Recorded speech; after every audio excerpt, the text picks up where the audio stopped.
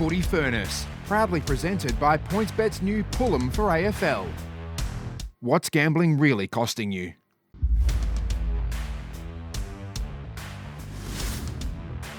Morning, everyone. Welcome to Footy Furnace. 3 games into round 2026. Plenty of talking points, but I've got to quickly get in the Hawthorn legend, the Hawthorn icon, centre half forward extraordinaire, Dermott Brereton. Morning, Derm.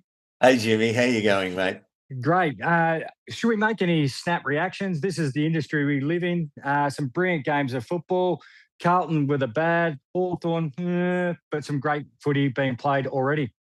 Yeah, look, the first snap judgment for me is the Bulldogs have heart.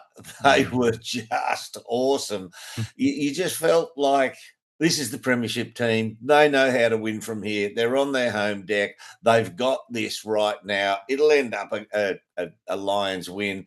But the Doggies just refused. They had men on the sideline. Having said that, McCluggage was as well.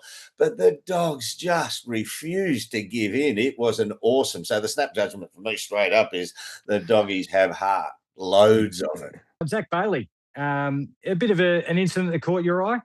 Yeah, I'm bemused by the way we look at the world in terms of the untoward actions. Zach Bailey rolled over the boundary line with Michael Selwood, Doggies recruit, saw his head there and just went, bang, got him. But because there's no injury sustained, we go, nothing to see here, move on. To me, for somebody who knows a fair bit about the tribunal, the action needs to be punished. It's not all about the result. You can't see somebody's head and go, that's a good spot to elbow. I'll deliberately elbow him in the head. You can't do that. It just shouldn't be about the injury sustained. It should be about the action. It should be censured in some way. So in saying that, do you think then Harris Andrews has got something to worry about with Artie Jones with the arm going back? Well, his was more of an accident. But he wanted to make contact. He saw he was going to be there. He wanted to put the arm across, block him with that, the arm going where he wanted to hit him across the chest to knock him off balance so he couldn't get access to the footy. But he made the action to do that. He'll go for that. He'll go for that, even though it was more of an action than the Zach Bailey one. Yet Zach Bailey's was deliberate, intended, and landed. It just didn't do anything to the recipient. Whereas Jones, who went down and was KO'd, he just went limp before he hit the ground. I mean, Harris is a big guy, and the lever on that arm is about 3 meters of arm coming out and whacking him in the head. He went down quickly. So that's a good example of injury sustained is more important to the officials than the action. I think you can't be doing that action. If people start doing that one to the back of the head when you roll over, it's just not on. It's a horrible look, and it can lead to a melee. The Swans, health is wealth, Derm. Coaches always say, the great Lee Matthews, good players make good coaches. I know Lee likes to play down his coaching ability, but when you've got Errol Goulden and all the other stars fit, the Swans are pretty dynamic. Just on Lee Matthews, I can say this because I played with him. Lee always says things that lead in people to say, but you are the greatest, Lee. That is brilliant. Health is wealth. It's who keeps their list in the best nick the longest through to the end of the season, gives themselves the best chance of jockeying into the best position come finals. And the Blues, Michael Voss always seems to be under pressure, and that's just the nature of coaching a big club like Carlton. Wherever the whiteboard is with Righty and all the the crew that have got in there, Chris Davies, another one. I just encourage them. Are we making our decision at selection the way we're trying to play, to call it 50 games to a premiership? I'm saying this year and next year. So when they pick their back six, I look at that first and foremost. Are we getting the benefit by playing this group to help us win a premiership? If a player is in there and you go, no, they're only helping us for the next 4 to 5 games, well, give someone some exposure that helps you get to that 50 games. So that's all I encourage them to do. Have the bigger picture. They're going to take some tough losses. I like the first half, the style of football they're trying to play, which is a bit more overlap, run and handball, whereas I think previous years they just would have jammed that on the boot. So just keep that as their come back to moment. Every time they make a decision on what they want to do, is this helping us to get to our next premiership? Yeah, and I agree with that. If you've got there's a short-term, medium-term, long-term view. The medium term is, as you're saying, the 50-game mark. What are we going to look like in the 50-game mark? Carlton, as a fraternity, as a football club, they have hundreds of thousands of supporters are saying, well, if not now, when? Don't say we're doing this for 50 games time. We want to win the occasional one. They haven't won many at all in the last 20 outings. So I get their frustration. I agree with you about the medium-term view. And they are going to take some pain, because there was a few moments I saw where they had some young kids who did really well. Harry Dean was very, very good. But his ability or inability to actually run forward, lock and locate to a man and say, right, he's mine. You, teammate, you go and lock and locate him.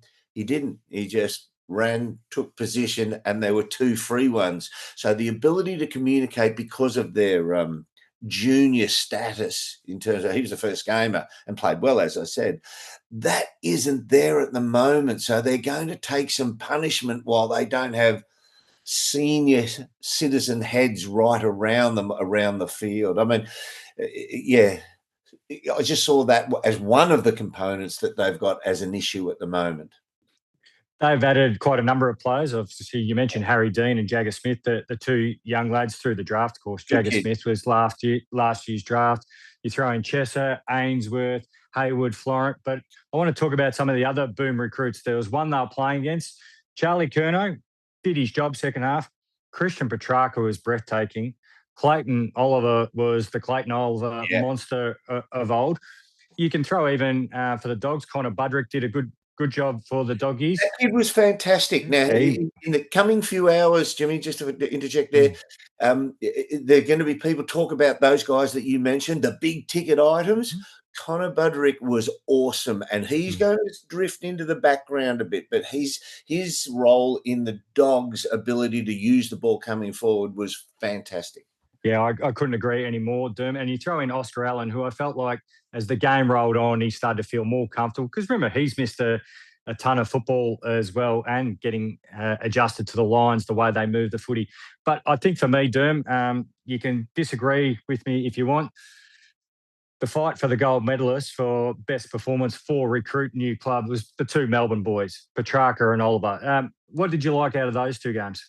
Yeah, Petrarca, well, Petrarca's dynamic, and if you're a dynamic player who bursts out the front of packs, the opposition can't react to that. You can't play against that. You've got your opponent, you're locked and locate, and you go, right, I'm playing back shoulder on my opponent. As a backman, Petrarca bursts forward.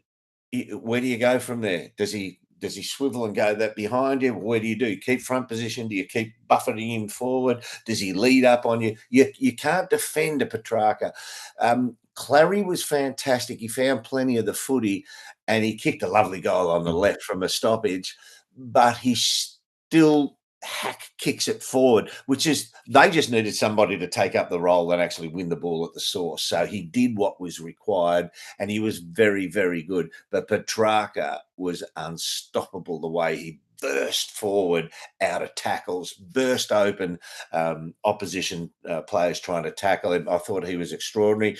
And Charlie, I actually wrote in my notes just his positioning in the first half. It was as if he went, wow, this is a good ground, isn't it? He just wasn't dialed in. Wiedering actually took initial steps and led him to the ball in the first half. And I thought, Charlie, you have got to bloody dial in here. And he was good in the second half because he's very good at ground ball as well as being an aerial threat. But, yeah, I thought he had a really poor first half and a quite good second half.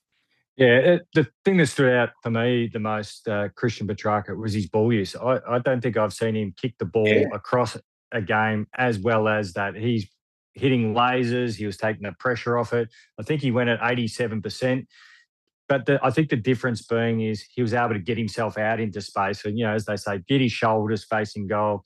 He looked powerful. He looked fit. And that allowed him just to have that steadying step to go, all right, where's the one inside forward 50? Footy Furnace, presented by Hyundai. Get a deal you'll be proud of at Hyundai. And Brady Hotels and Apartments, Melbourne's CBD accommodation just minutes from Marvel Stadium and the MCG. Whenever a side gets touched up in the grand final and then they don't perform well early in the season, we're premiership hangover. We just, we pull it out of the drawer. We put it on the front pages of the paper. The Cats have been around too long for this to be a premiership hangover. Too many men out of the side. What do you put it down to? Yeah, let me just say, having played in 8 grand finals, and I've had the chance for 8 seasons to come out and experience the hangover, there's no such thing as a premiership hangover. Well, you're only just recovering from the 80s hangovers, at Derm, with all those grand finals that you had to play in. Lucky to find my way home sometimes. No, what happens is at the end of the year, it's the ultimate test, a grand final. And you look at it and you say, right, the opposition is this good. We were only that good. They beat us. They knocked us around. We have to increase that little bit to catch up to them. So you take sometimes steps backwards to come forward. And that can have an impact and effect on your output for the coming season.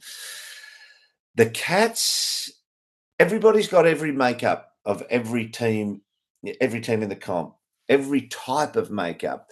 The Cats have some beautiful users of the footy, some wonderful go-forward type players, and they've got the balance of the hard tenacity type players as well. They were exposed a bit, I thought, for hard, tenacious players in the absence of Patrick Dangerfield. Only one player, and Jeremy's hard up front as well. There's no doubt about that. But I thought it showed a mini underbelly that was a little soft for the Cats. Their inability to hold and stick tackles, their inability to rough it up with the Suns. The Suns roughed them up, and the Cats just weren't quite there. And as I said, you don't expect everybody to fly the flag and run in and be, Hulk Hogan and snarl and spit and get angry at the opposition, get in their face. Takes all different sorts. But there were just too many who weren't prepared to fight the fight in the right moment for the Cats. And I think that'll be tweaked, and I think they'll be able to cover it, and they'll be able to get their, when I say it, not untoward, but their viciousness back, at the opposition when the opposition has the ball. It just lacked. I will say, though, one of the things we've skipped over in the recruits, he's literally a new recruit. Tanner Bruin was a bright spark. I thought his ability to give them wheels and punch and drive was fantastic. Yeah, he's explosive. His ability to shift his way through a contest. I'm putting it in grey lead at the moment, Derm. Not quite in pen, but it's just on, you put it on that piece of paper on the side where just the high half forward, which a lot of sides now have, more than one. They've got multiple. You look at the lines, it's Loman, Bailey, Rayner can come up and do it. I know I'm going to forget one or two. Gold Coast now with Petrarca, Humphrey, Took Miller coming up from that high half forward role. Or the front half mid forward. The type of player I'm talking about. The Cats might have a bit of an issue stopping that or actually quelling the influence of those players on the game. I've just got it in grey lead. It's just something I'm going to watch this year regarding the Cats back six and what the Lions were able to expose, in particular, grand final day. But I just want to watch it a little bit more because I think if I'm forward scouting the Cats, there's a few things, if I was playing against them, what I'd probably try and set up. But Jimmy, can I ask you as well? I felt it was, I don't know how you feel, was it a concern that the Cats backmen try and play back shoulder and their natural go-to, it's almost like a default position, is their opponent going to lead? I'll let him lead, and if I have to chase, I'll chase, but I'd prefer to peel back and be third man up long to the goal square. I'll be in readiness for that. They allow hit-up leads. Tom Stewart, wonderful champion player. He does it religiously. I reckon he probably had 8 lead-up marks on him on the night. Yeah. We've got so much to talk about, Derm. We'll touch on the Hawks and the Giants a little bit later tonight. St Kilda and Collingwood, which will be on air straight after. Just before we wrap up, Derm, you got a tip, St Kilda or Collingwood? Who are you going for? Magpies, they're just the know-how. I think they'll get it done. They're depleted, but I think they'll get it done. I'm still not completely sold on the Saints recruits. What about you? I'm taking the Saints by 11 points in front of 92,000 people at the G. It's going to be an absolute blockbuster. As I just said, Derm, you'll be joining me straight after the game for Footy Furnace. Yep.